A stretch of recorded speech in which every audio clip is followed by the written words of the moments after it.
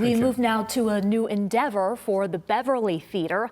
Las Vegas's only independent film house and performance venue recently launched Ink Films, a theatrical distribution arm. Unlike film distribution, theatrical distribution focuses on releasing films that can only be seen in theaters. So why did the film house go in this direction? Joining me for more on that is Kip Kelly, founding creative director and chief experience officer at the Beverly Theater. Kip, thank you for joining. Thank you. Nevada Week. What an absurd job title that is. I don't know where they are. It's so long. I'm sorry you had to read that. But thanks for having me. Did you make that up? I did not. I had a part of it, but the first part was actually Beverly Rogers, who, for those of you who don't know, is the namesake of the theater, and also the foremost champion of arts and education in Southern Nevada, I believe. And she's always talked about arts and education as it affects people's lives, not just let's save the arts, let's fund the arts, let's protect the arts just for art's sake or just for education's sake. It's really about how those things affect or change or transforms people's lives. And so the theatrical distribution arm of this really, when we started it, it really had to do more with, well, we've built this brick and mortar theater and we have all these roads that go to and from when it comes to films coming into the theater, because we do everything at the theater. And so we really kind of built this system and these roads that can go two ways. If we can receive films and we can book films, then we could probably distribute them. Although it wasn't that easy. I just felt like that made sense at the time, and so we said, let's try it. And the mission of Ink Films specifically is really, we want to work with filmmakers and partners who are committed to their mission. They want to get their film on screen. They want to get their film in front of a broader audience or a national audience. And of course, everyone wants to do that, so it's not like it's hard to find those people, but there's a lot of really good films that don't have a distribution home or don't have kind of that support to help get them into the theaters and on the big screen. And we, of course, have a vested interest in getting people into theaters. We want people to come to our theater, so we want to work with titles that encourage people to get out to other people's theaters as well. We kind of have, we want to be a part of people's night out, you know, and so that kind of goes both ways with what we do at the Beverly Theater and then also what we do with Ink Films. You want to help bring back the time before COVID? I don't know that we can do that, but I think it's if you aim for the stars, you land on the moon. And I do think that there is still something very magical about going to the movies and watching something with friends or with other people.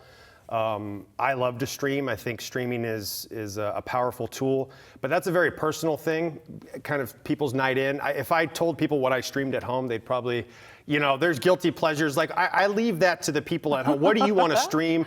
You know, for me, it might be some Dateline episode from 2005, you know, like we choose what we choose at home.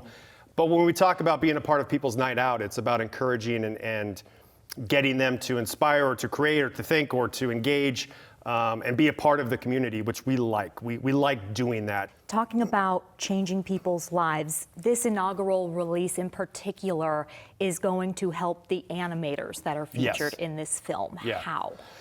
Animation Mixtape actually is a kind of a spin-off of something called The Animation Show, which came out in about, I think it was 2003. Don Hertzfeldt and Mike Judge, who are world-renowned animators, came out with this touring animated shorts festival called The Animation Show, and is within partnership with MTV.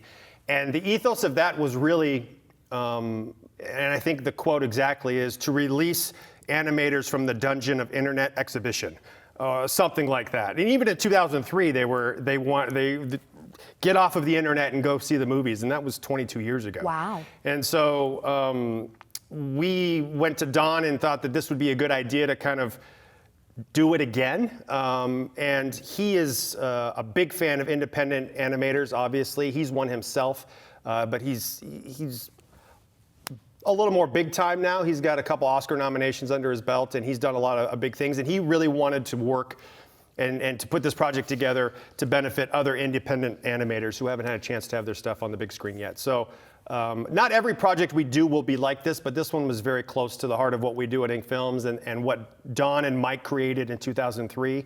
So to kind of bring it back to life in 2025 with kind of the same goal in mind, which is just to get people into theaters and to help filmmakers. But I do think people who are fans of animation are going to love this, and if they happen to bring somebody who hates animation or is not a fan, I think this is a good one to kind of get your feet wet in, because it introduces you to some old animation and some new animation, and all in the spirit of Don Hertzfeldt, who's beloved as an animator. And you mentioned that he released a trailer for this, and Yep. we do have that, so let's show some of that right now. All right.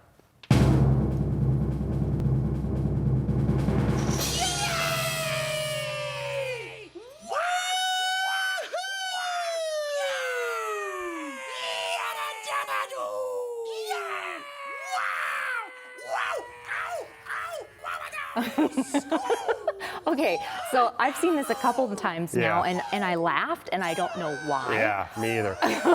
So a lot of people are probably not familiar. These are kind of Don's signature characters. And we were talking off camera, I was explaining to some of the crew here. We've been calling them clouds, others have called them sheep. Don himself has no idea what they are. So you can call them, yeah, that's also his voice doing all of those. Those are just kind of his characters that make appearances throughout a lot of his films and a lot of his projects. And there's other parts of that trailer as the intro. If you go see it in film, you'll see it's not just the trailer, it's also the intro to the film. And he's got some pretty gnarly characters that pop up after that. What would you tell a viewer who just watched that and said, what in the world was that? I think that's exactly what you should expect when you go see anything animated in theaters. Like I've, as somebody who's watched a lot of animation now over the last year, I still don't get a lot of it, but I think that's okay. A lot of it's open for interpretation. It's just supposed to be fun. Like those guys are those clouds, whatever they are just inherently fun, and you laugh at them and you don't know why. Kip Kelly, thank you so much for joining Thank you, Amber. I Nevada Week. appreciate it. I love PBS. I love Nevada Week. Thank you guys.